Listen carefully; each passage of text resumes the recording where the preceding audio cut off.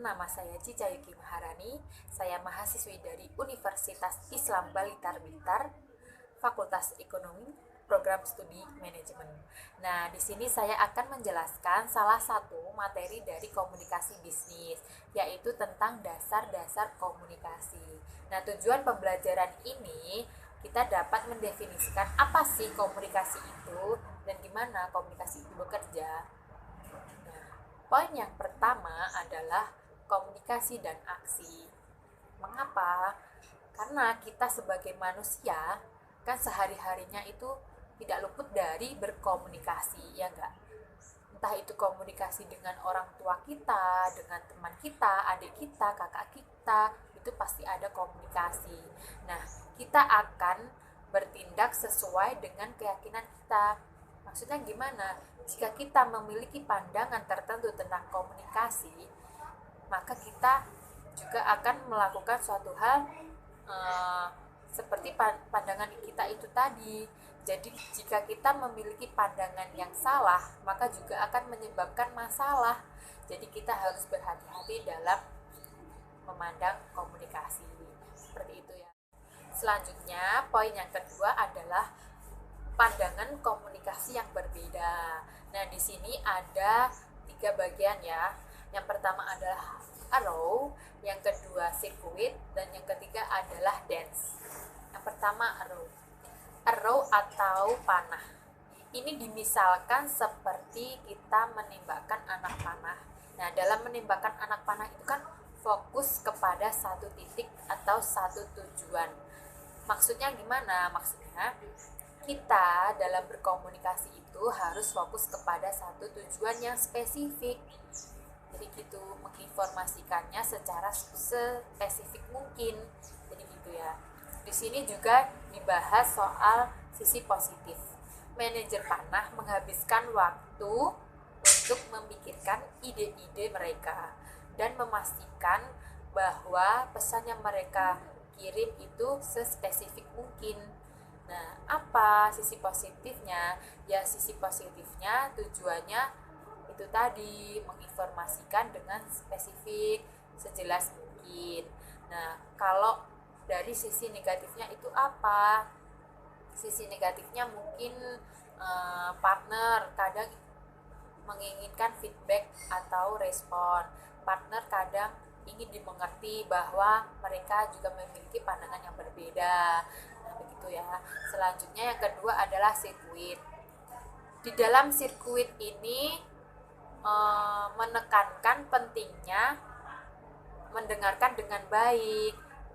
Jadi ini dari sirkuit ini menekankan pentingnya respon dari orang yang kita ajak bicara. Nah, kalau di arrow tadi fokus kepada informasi yang diberikan. Kalau di sirkuit ini fokus kepada orangnya, lawan yang kita ajak bicara. Bagaimana responnya gitu. Selanjutnya yang terakhir adalah dance. Gimana sih maksudnya?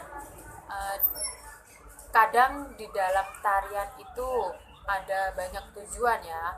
Entah itu untuk menghibur orang lain, entah itu untuk mengesankan diri sendiri, atau mungkin ada budaya-budaya yang ditunjukkan, ada ritual-ritual tertentu.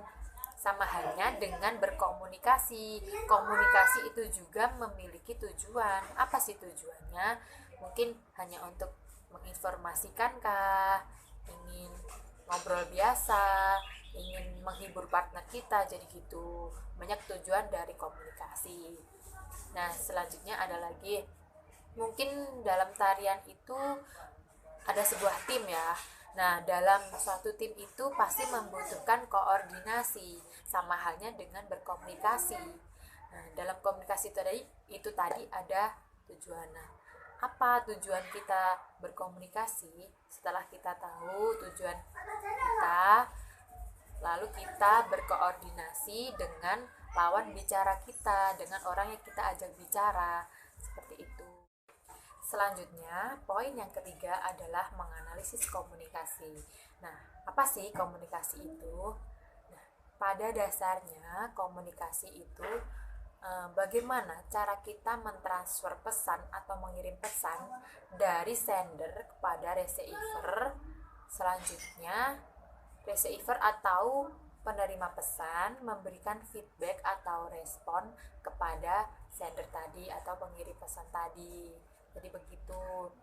Selanjutnya ada konsep utama dari komunikasi. Nah, konsep ini dibagi menjadi 5. Yang pertama adalah sender, yang kedua message, yang ketiga adalah channel, dan yang keempat receiver, yang terakhir adalah yang kelima feedback atau respon.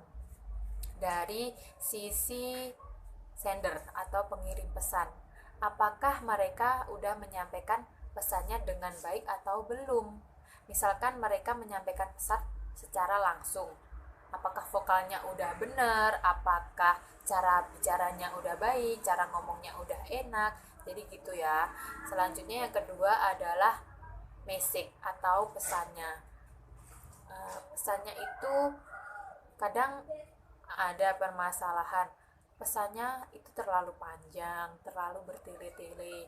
Jadi kita sebagai sender harus pintar-pintar dalam mengolah pesan, mengolah kata-kata tersebut sehingga bisa efektif untuk penerimanya. Jadi seperti itu. Yang ketiga adalah channel atau media yang digunakan. Kalau dari sisi sendernya udah baik, terus pesannya udah oke, tapi kalau salah channel itu juga akan menyebabkan masalah. Kenapa?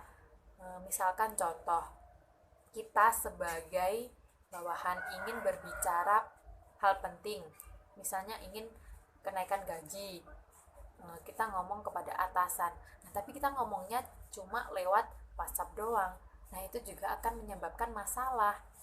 Karena apa? Suatu hal yang penting itu sebaiknya kita ngomongnya secara langsung. Kita kan bisa janjian dulu dengan atasan, atau minimal kita bisa lewat telepon.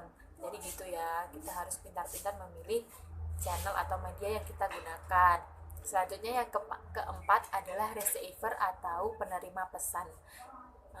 Dari receiver atau audiens ini juga perlu adanya analisis, makanya ada yang disebut sebagai analisa audiens. Sebelum kita berbicara, kenali dulu lawan bicara kita, gitu ya. Siapa sih orang yang kita ajak bicara? Karena siapa orang yang kita ajak bicara itu menentukan bagaimana kita berbicara. Misalkan kita sama-sama ngomongin masalah corona. Nah, kita ngomong soal corona dengan masyarakat umum. Beda cara kita ngomong dengan kaum milenial, beda cara kita ngomong dengan anak-anak kecil, anak balita, gitu ya. Jadi bisa dibayangin itu gimana. Seperti itu. Dan yang terakhir adalah feedback atau respon. Respon yang kita inginkan itu udah sesuai atau belum. Terkadang perasaan pesan yang saya sampaikan udah oke-oke aja, udah bener, tapi kok responnya tidak sesuai yang saya inginkan. Nah, memang di sini ada beberapa faktor. Mungkin karena adanya noise ya. Noise itu kayak gangguan-gangguan gitu. Misalkan contoh, kita anak kuliah kan lagi ada musim daring. Nah, dosen lagi ngomongin atau terangin hal penting lewat aplikasi online. Nah, di sini tiba-tiba kita lagi dengerin nih, tiba-tiba sinyal kita terputus. Nah, kan kita tidak tahu apa sih yang dibahas dosen tadi, kita kan ketinggalan. Nah, ini yang disebut sebagai noise atau gangguan-gangguan. Jadi seperti itu. Nah, intinya dari komunikasi ini, kalau kita menginginkan komunikasi yang baik, kita harus memperhatikan konsep utama dari komunikasi itu tadi, agar terjadinya komunikasi yang efektif, agar kita dapat menerima feedback atau respon sesuai dengan keinginan kita. Jadi itu inti dari berkomunikasi yang efektif. Jadi gitu ya teman-teman.